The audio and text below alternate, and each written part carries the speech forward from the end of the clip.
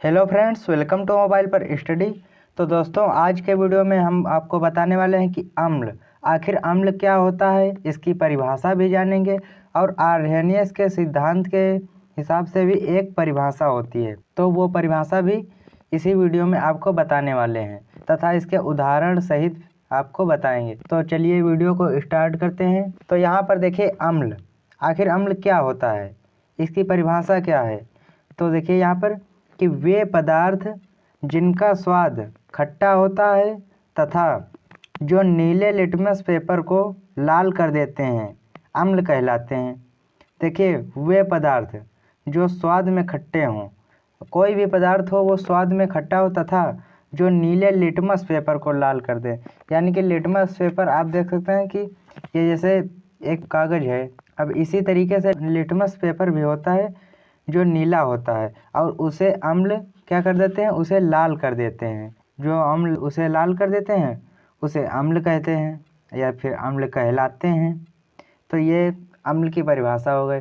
अब देखिए, आर्हेनियस का सिद्धांत क्या है, यह भी एक परिभाषा है। अब देखिए कि वे पदार्थ जो जलीय विलयन में वियोजित होकर हाइड्रोजन आयन H+ देते हैं तथा हाइड्रोजन आयन H+ के अतिरिक्त कोई अन्य धनायन नहीं देते हैं, अम्ल कहलाते हैं।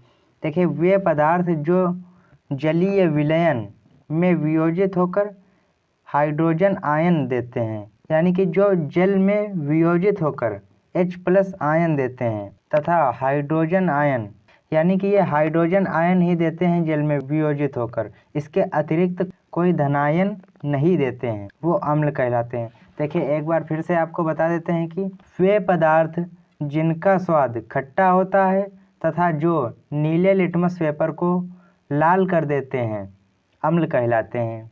और देखिए, आर्हेनियस का सिद्धांत क्या है कि वे पदार्थ जो जलीय विलयन में वियोजित होकर हाइड्रोजन आयन H+ देते हैं तथा हाइड्रोजन आयन H+ के अतिरिक्त कोई अन्य धनायन नहीं देते हैं, अम्ल कहलाते हैं। अब देखिए, आपको यदि बोर्ड एग्जाम में पूछ दिया जाए कि अम्ल किसे कहते हैं, तो आप वहाँ पर यही वाली परिभाषा लिखेंगे, क्योंकि ये तो समझने के लिए परिभाषा है बहुत ही सरल शब्दों में, लेकिन ये वाली यदि आप लिखेंगे तो उसका एग्जामिनर के ऊपर एक अच्छा प्रभाव पड़ेगा कि हाँ, ये परिभाषा सही लिखी है, अच्छा लिखा है। तो इसके उदाहरण क्या हैं, अम्ल के उदाहरण क्या है। परिभाषा तो हमने ये देख ली, अब इसके बाद उदाहरण आ जाता है। तो उदाहरण इसके क्या हैं, तो उदाहरण जैसे हो गया कि सिरका भी एक इसका उदाहरण है। और दूसरा आप देख लीजिए कि सिट्रिक फल इसके उदाहरण हैं। जैसे कि सिट्रिक फल में जैसे आ जाते हैं नींबू, संतरा, इमली, ये सब सिट्रिक फल हैं। देखिए यहाँ पर लिखते हैं कि नींबू और है संतरा और इमली, ये इसके आप उदाहरण लिख दीजिए कि अम्ल की परिभाषा लिख दीजिए, फिर उसके बाद ये उदाहरण। अगर इस तरीके से आप लिखते हैं तो आपको एग्जाम में पूरे नंबर मिलेंगे। बोर्ड एग्जाम की बात कर रहे हैं, यदि आप ऐसा लिखते हैं तो आपको बोर्ड एग्जाम में पूरे नंबर मिलेंगे। अब देखिए, इसके बाद क्या है कि कुछ हमारे पास पदार्थ या फल हैं। अब उनमें कौन कौन से अम्ल हैं, जैसे कि सिरका में एसिटिक अम्ल होता है और नींबू में सिट्रिक अम्ल होता है तथा इमली में टार्टरिक अम्ल होता है।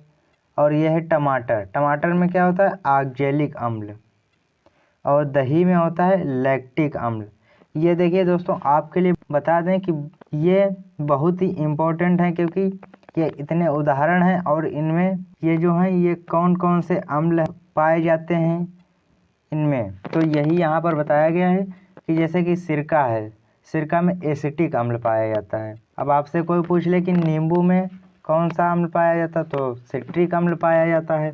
और ये क्वेश्चन आपको बता दें कि ये बोर्ड एग्जाम में बहुविकल्पी के रूप में पूछे जाएंगे। जैसे कि वहाँ पर क्वेश्चन पूछ दिया जाएगा कि निम्नलिखित में से सिरका में कौन सा अम्ल पाया जाता है, वहाँ पर ये सारे ऑप्शन दिए रहेंगे और आपको एसिटिक अम्ल पे ही टिक लगाना है।